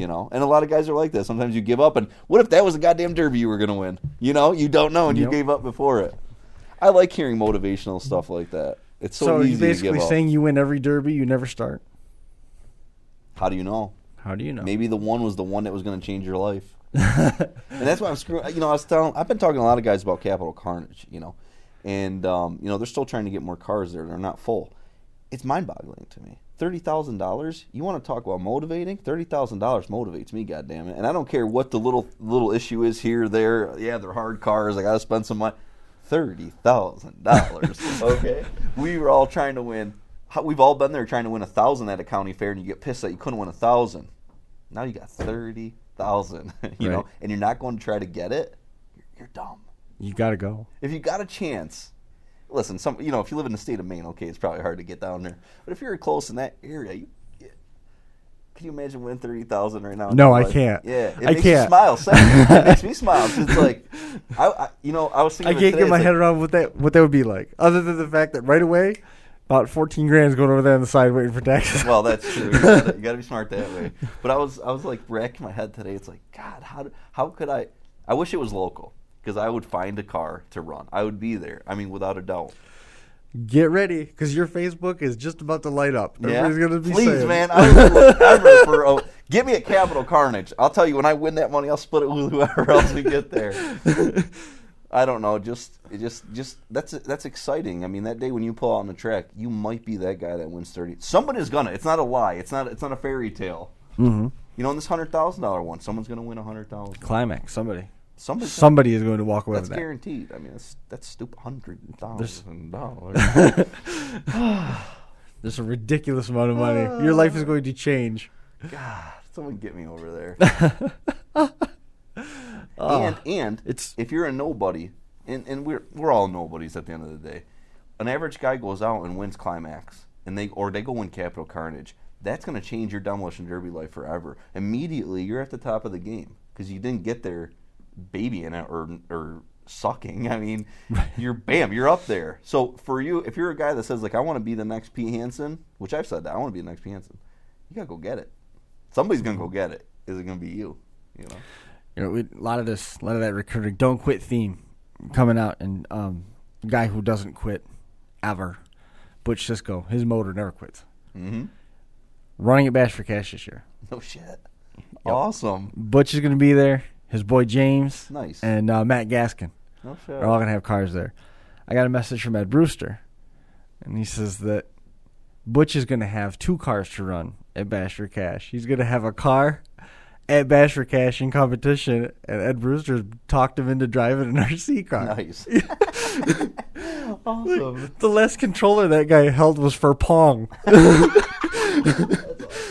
Maybe never. He might have never played a video game. That's awesome. But I was very excited to hear that. Cool. Butch is such a good dude. He was at the Derby banquet again this year, and had a chance to talk just quickly with him. And I told him, come back and we'll have him on the show for a few minutes. And I never saw him again the rest of the night. He was probably signing autographs and autographing fenders and things like that. But tonight was a good chat show. with his boy James a little bit. It was neat. It was good to hear. You were saying about tonight's show. No, It's going to be one of those shows, isn't it? Well, it's interesting because we're getting into the Derby season. We're starting to see the flood. Guys are getting motivated. Guys are talking to each other. Guys are talking amongst each other. Where are we going? You're planning right now, and there's going to be some setbacks for all of us. And it's get out there, go find the shows you want to go, get motivated, and put 100% into it. If I think a lot of the ones that we're not putting 100% in, let's just stay away from them. And when you go there, try to kick some ass. I mean, I don't know. There's a lot of great shows this year, and there's going to be a lot of great drivers at a lot of great shows.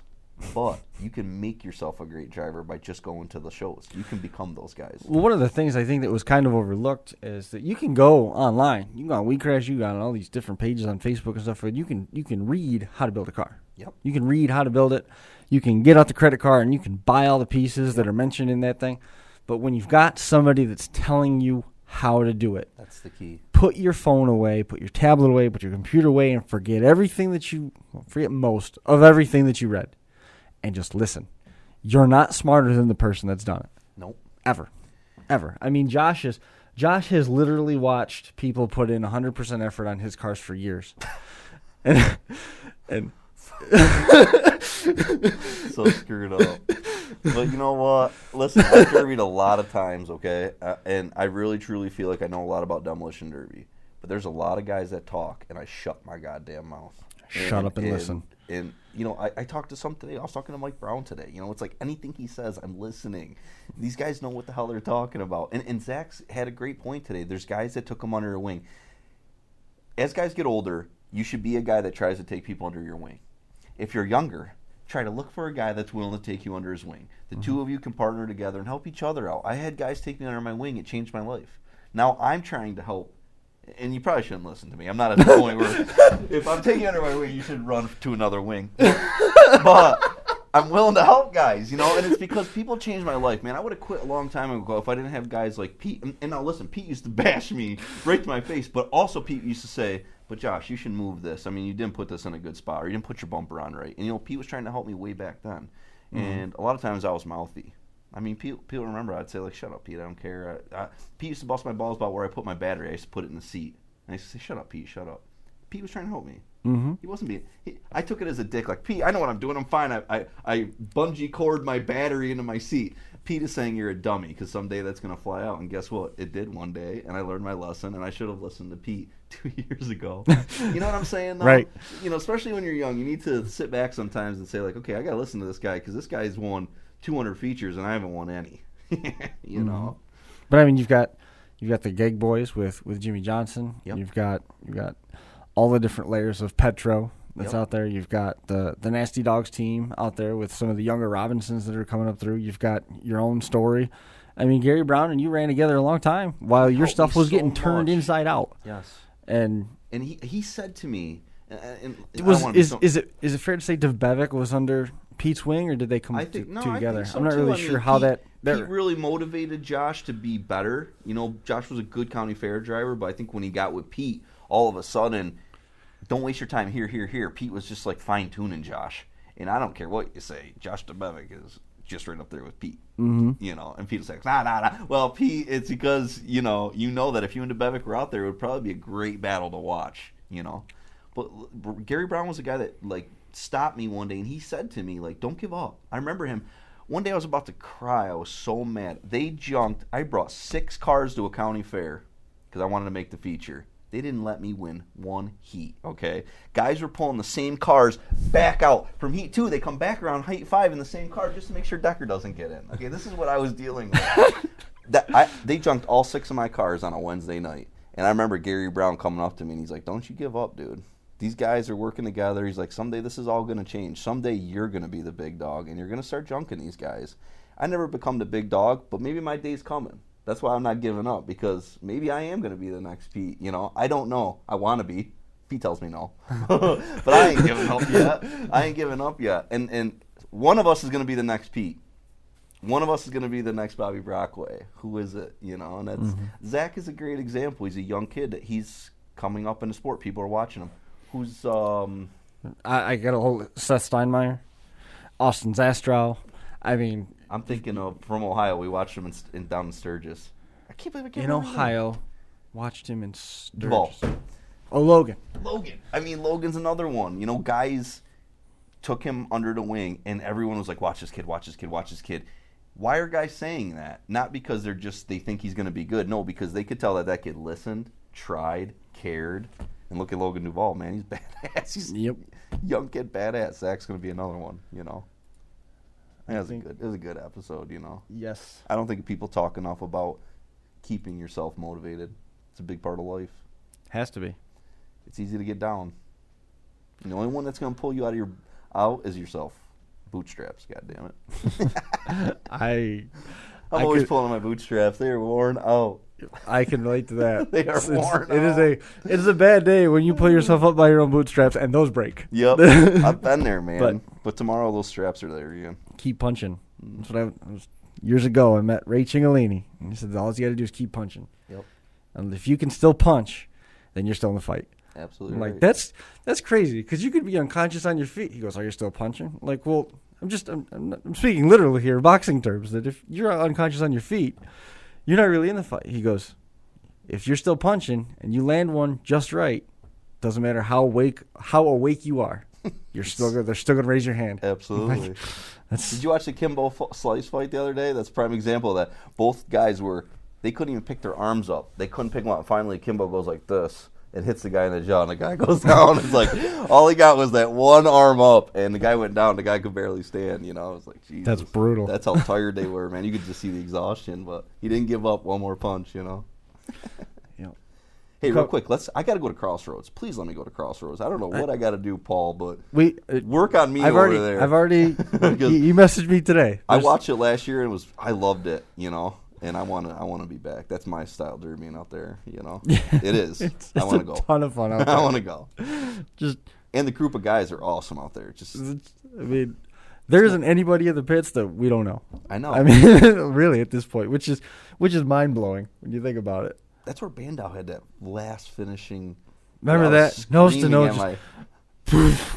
Awesome. You know, I mean, I was screaming I had a bunch of guys watching. We stopped in the garage just to watch Bando's heat, you know, and it was awesome. It was fun to watch.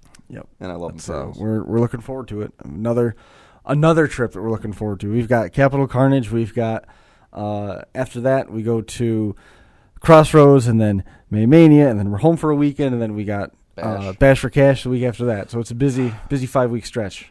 And then June things lighten up a little bit, thankfully, because we need that with work for everybody. How crazy is it in our lives now that our summers are slowing down? Like July, which used to be now our spring. It seems like spring and fall fill up so quickly. It seems like true Derby guys feel more like derbying in spring and fall. Summer's county fair where you just kind of go enjoy yourself, but it's weird because.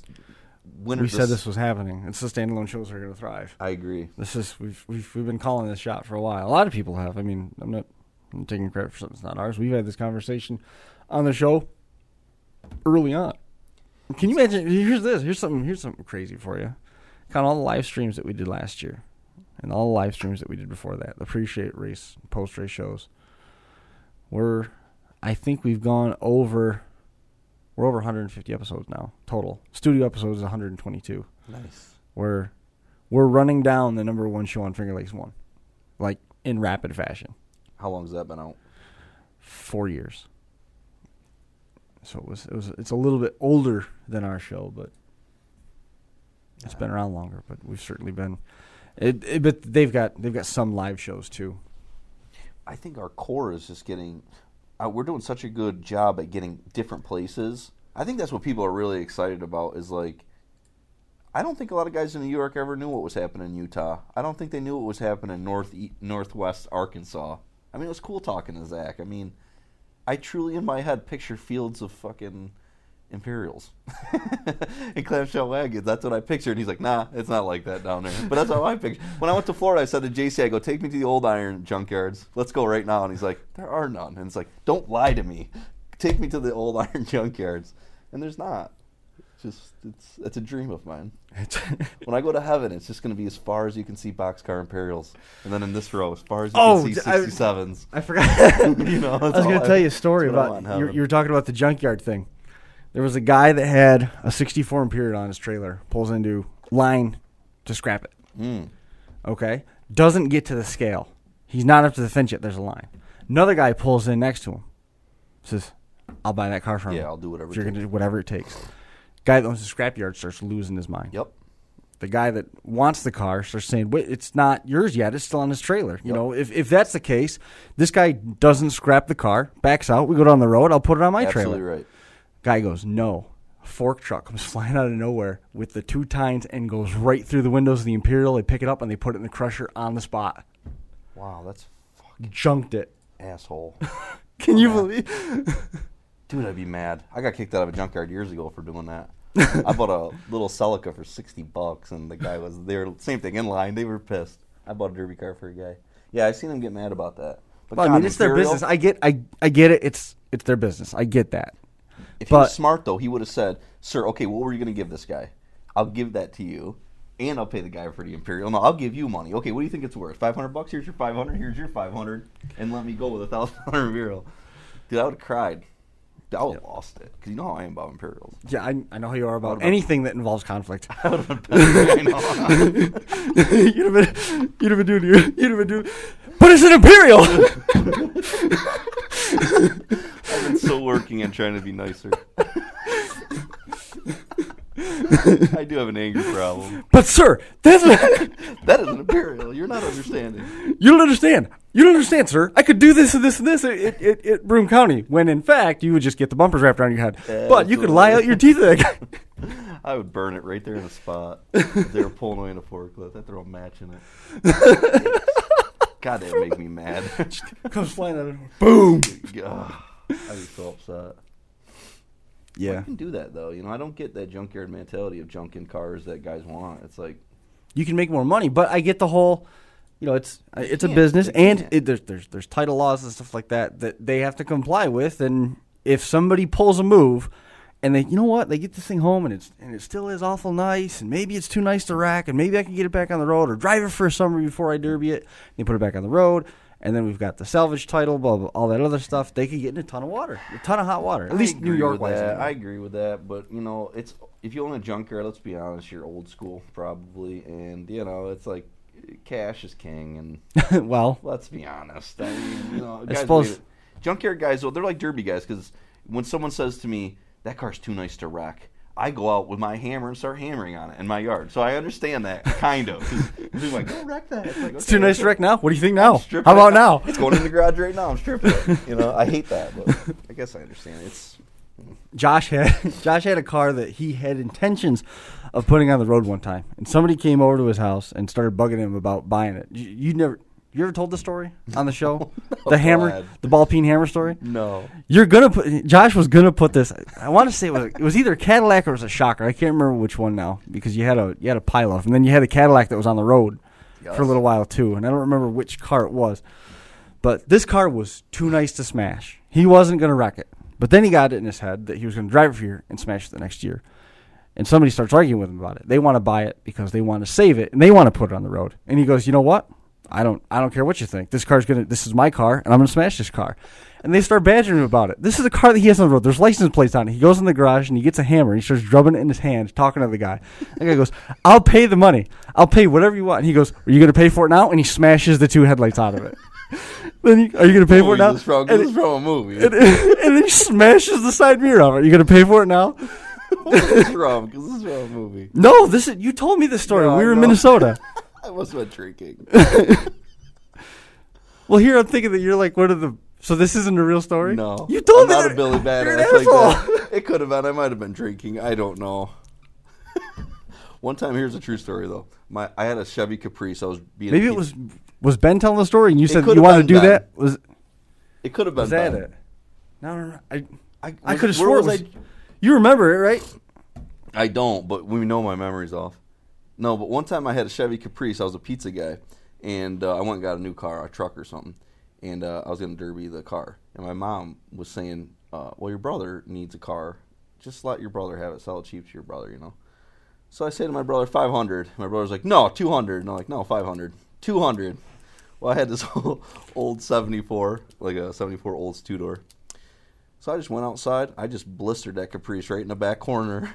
Knocked the back bumper clear off of it, you know. And it's like, too bad, Alex. Now you can't have it at all. And we stripped it. My brother ended up derbying it, but he never got it. My mom was so pissed at me about that. Yeah. The good old days. I just blistered it right in the driveway. My dad was pissed, you know. It's like, Dad, I didn't want Alex to have it. Didn't want him to have it. I'll have to ask Ben.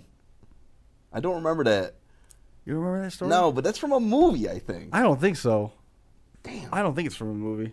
God, I wish I had memory. I remember it was one of you two. I could have swore it was you. Because this sounds just dumb enough to be a Josh Decker story. Yeah, it does. It does. Now I can't remember. And I've had a lot of old cars on the road, so it's definitely and yeah. If someone pissed me and off. People come and badger you about you can't smash this. This is too nice to smash. Constantly. Like, constantly. Constantly. I just heard that about a Chevette. Listen, my phone never went so crazy as on that Chevette. Really? I've never had anything like that in my life.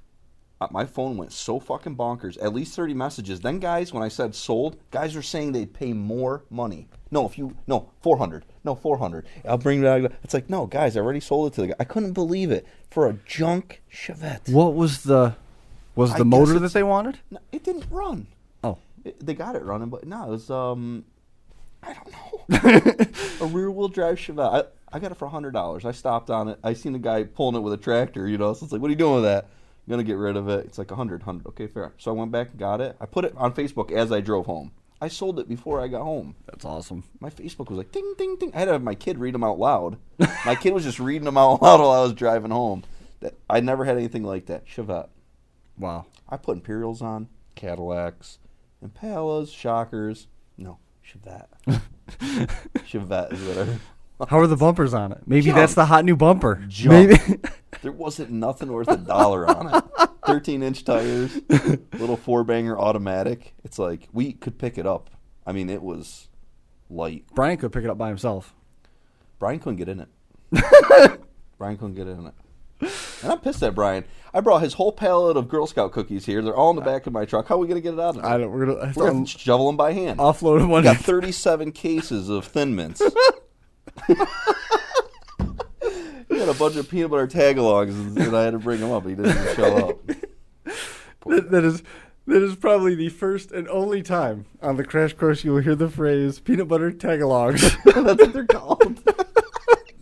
Girl Scout tag-alongs. A pallet. I didn't know. I actually, if you go to Wikipedia and you look up Bald Bull under favorites, it says Thin Mints and peanut butter tag-alongs. You go. Really awesome. Oh, that's so funny. I shouldn't bust him. He helped my daughter with Girl Scout cookies. So that's very nice of him. Very nice of him. Now I'm just waiting for him to pay me back the money they borrowed to buy them. Great. Well, you can take them home. You can't eat them, but you can take them home. No, I'm not taking them home. But I did get, my girlfriend found I know, that was so nice. Yeah, and I told her, I tipped it over and I said, let me read the direct ingredients. And it was perfect for you. It said stones, rocks, tree bark, sand, caramel. So I said, this is going to be great for him. He's going to love it. This is the best thing he's ever ate. Dirt, sand, coasters. I don't know if you've ever had anything that's gluten-free, but if there's a mud puddle or a flooding issue in your basement, just throw a dozen gluten-free cookies or bread or whatever gluten-free thing you've got around. Throw it in there. It'll soak all that water up like nothing. Oh, that's so funny. I feel bad for you. People have injuries like bullet wounds or whatever. They're talking about a new therapy for that. Instead of using tourniquets to stop the bleeding, they just shove a piece of gluten-free bread in there. Shortbread. It'll soak up the leaky blood. It'll expand enough to stop the bleeding. Well, I figured you were sick of beef jerky, so I got you. Yeah, beef jerky, and coasters and Lay's potato chips. Ugh. If only we could get out of these derbies early enough where grocery stores are still open. I'd have options of eating. No, we need to get bigger so we can be like have trailer prima donnas. Have a trailer. Chris needs with gluten free with a craft courtesy table. Let me handle that. Actually, I can handle that for you. Let me handle that side of it. Paul Nielsen, you picked the wrong night to tell me you want me to call you because now Josh is full of ideas. You know what's kind of cool though? This is the conversation we'll have with Matt. We won't bother Paul with this stuff. We'll talk with Matt. What? Matt would take care of you, you know. But it's funny, like when we go places, because everyone tries to find you food, you know. Like remember Siopa's wife, Danielle. One time she went all the way to Jimmy John's and found you. Found gluten-free wraps. They made of lettuce. They were awesome. That was outstanding. Yeah, it was awesome, lettuce, you know? actually a vegetable. I don't know what that is. It was great. No, I know it's cool. I remember Crossroads. Crossroads last year was the infamous Impala incident. What happened there? We parked where we were told to park, and then something backed up into the front of the rental car. No. And pulled the front bumper, like, out of the headlight. No. Yes. Sherman put it back together? No. No. We tried to put it back together. It didn't work because it was forced together, and then it was forced apart. So we tried to force it back together by kicking it into place. At which point we should have just got the skid steer that hit it and used that to push it back in. But when that happened, the paint underneath in the plastic spider cracked all over the place. So we drove through every mud puddle we could on the way back to delivery. Exactly. And great idea. That dude came out and he had eyes like lasers, like woof, right on it. He goes, "What happened here?" "No idea, sir. Here's the slip." We walked away. Did they bill you? No. Like always, you guys always tell me, you don't need that extra insurance. You don't need that stuff. Don't bother with that. That's a waste of money. Well, it worked that day. That day. We're going to trust your gut. I wouldn't go with whatever we say. I usually do. We go with what you say, actually. That's funny. I usually find it valuable to stick with your gut there. When Josh says, "No, you have to do this," I think to myself, what's the opposite of that? And that's what I do. It usually works out okay. You know what? You screwed with my head the last time we were on air one time, okay? One time. I remember it. Well, one time. But one time you said to me, like, you know why people don't like you? Because you always say, everything you say is so absolute. It's not your way. And I remember saying, like, oh, you know what? He's right. That's probably true. That's probably why people hate me. Because I tell them that's how they have to do things. It's like, no, we don't, Dick. No, and if you don't do it my way, you're an idiot. You're an because, idiot. Well, it's so me, you know. There's more than one way to skin a cat, Josh Decker. I'm learning. And the difference between your way to skin a cat and the other 99 ways to skin a cat is the other 99 ways work. Yeah, my way is just anger. And that's never, me angry never accomplishes anything. Man. Shit. This is the longest episode ever. Hour and 45 minutes. Nice. We had a bunch of people weighing until they were having a good time. I assume that we probably lost a bunch of people. But the numbers. Pete's conversation was great. Zach's was great. Yep. I mean, I wanted to hear from Zach. I mean, just it seems like a lot of people are paying attention to what he's doing. I know people wanted to hear what he's doing because, not that he came out of nowhere, but he came. You know, it's like all of a sudden more and more you're seeing of him, and it's like, but where's the backstory of this guy? You don't, you know, all you see is Facebook. Stock metric GMs. I know it's. When someone says they own a salvage yard, I get so jealous. Mm-hmm. That's like such a dream of mine. And my dad used to tell me I was dumb. I used to say, Dad, when I win the lottery, I'm buying a junkyard. Oh, my God, he'd say, that is the stupidest thing I ever heard. It's like, Dad, I'm going right to Georgia and buying a junkyard. He'd say, you're an idiot. I'm going right to Georgia. And I'll tell you what, when I win the lottery, I'm buying junkyards full of old iron, and I'm building a place that we're going to have the craziest derbies ever. I'm going to give away, like, insane, stupid money at derbies when I'm a millionaire. Or maybe not. I don't know. You could do that. You know, that's the thing. Is you win that, you host one derby. Dude, I would host one derby. After that, don't. Or start. No, I would keep doing it. Start being smart with the money. Put it in finances. If you had a gigantic and you were giving away all this stuff, and you just said, "I want sponsors to be part of it to give away stuff to my drivers," people would jump on board in a heartbeat. I'm going to give away $1 million. How much would you have to pay for that, though? You don't have to pay. You don't have to pay that much money. No, I would try to pay out. So, like, if you came, you know, it's like you try to spread it. So, like, everyone got money for coming. That would be the mentality I would try to give. You know, like, try to make it more of a day, a fun day. So instead of paying out $1 million to win, everybody that showed up got $7,000. Something. Every guy that made the feature got $20,000. If, you know, something. You know, you give. You still want guys to do better, but you'd want to give back. I'd want to get back, especially if you won that Powerball like $262 million. You could drop $2 million. Who cares? Who cares? You know? I lit $2 million on fire this morning just because I could. Well, the money in the bank would make so much every year. Oh yeah, yeah, right. You could probably put awesome derbies on just on your interest. Somebody win the Powerball. You know, somebody cool. I think everybody that listened to the show, like both people, I'm pretty sure that they were trying to win the Powerball. They were trying to win too. Yeah. Well, if you win, let me know. I don't play the lotto, and I had Powerball tickets. Let me be part of it when you win, because I got ideas. Just let me be your financial advisor. Josh says, "Let me manage your money, and I'll make touch it. But just I'll make you famous." I'll make you famous, maybe broke, but definitely famous. Broke, I'm gonna, you know. Wouldn't it be cool? Wouldn't it change the world though if we did that? If somebody, let's imagine you just did it and won it. It would be like the coolest thing ever for the sport. Or would it be smarter to take that money and buy the space on something like ESPN for a show that's already established? Ooh. Right? Ooh, I like your mentality there. That's why I'm smarter than you. That's true. Because you want it better for everybody, that's going to make it better for everybody. That's a great idea. Of course it is. Well, that's why you're going to be my consigliere. That's right. When I'm rich. I don't even know what that is, but I'm happy to be yours. You're going to be. You are mine, so it's... You're the brains of the operation. I can't tell you how many times I've been in group chats with Josh Decker, and I've had to step in and say, Josh, you need to stop talking Shut right now. up. Stop right now. Sometimes you don't have to say it. I just look at you, and I can see it. It's like, yeah, I should stop now. It's time to put a cork in that. Time to be all done. We're a good team, you know. So you're in for Crossroads? I'd love to. All right. I really would. I missed it last year, but that's so my group of guys. I just love. I think everybody's going again. I know Brandon's going to be there. I'm pretty sure that Candace is going. Sherman, I think he's already got his flight tickets booked. If I could get in that pile, I'd love to. Sure. I just really loved it, and it was a good one to watch. I liked watching it on live stream. You know, it was fun, exciting. Mm-hmm. You know, I don't know. I like to be part of it again. Sure.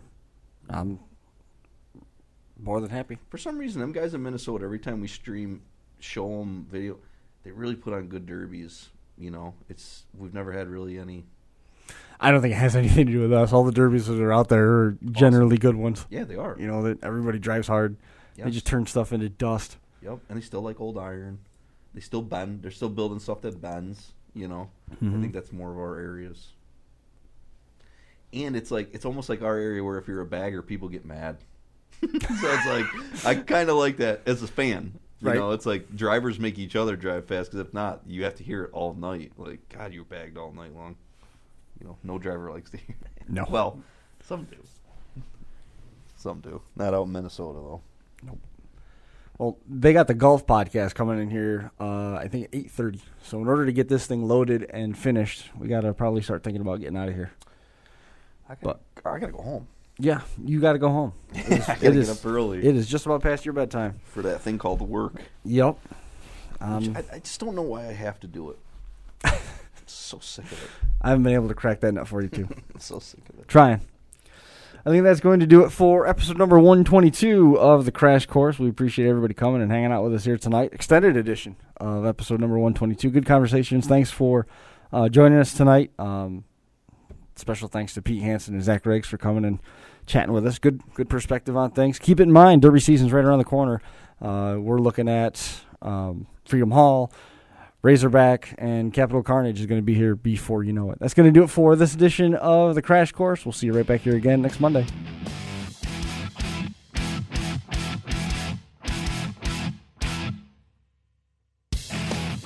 The Crash Course podcast is brought to you in part by DerbyParts.com. The 2015 Wadena Grand Slam, Boat Lockwood Motorsports, and the 2015 Keystone National. Scioppa Racing and ScioppaRacing.com. Ultimate Derby and Blizzard Bash 2015. Demo Derby Masters. Reckless Abandon Derby Apparel at RecklessAbandonGear.com. And Derby Inc. Magazine. Live it, breathe it, be it, Derby Inc. This is the Crash Course Demolition Derby podcast, recorded live at the FingerLakes1.com studios in downtown Seneca Falls, New York.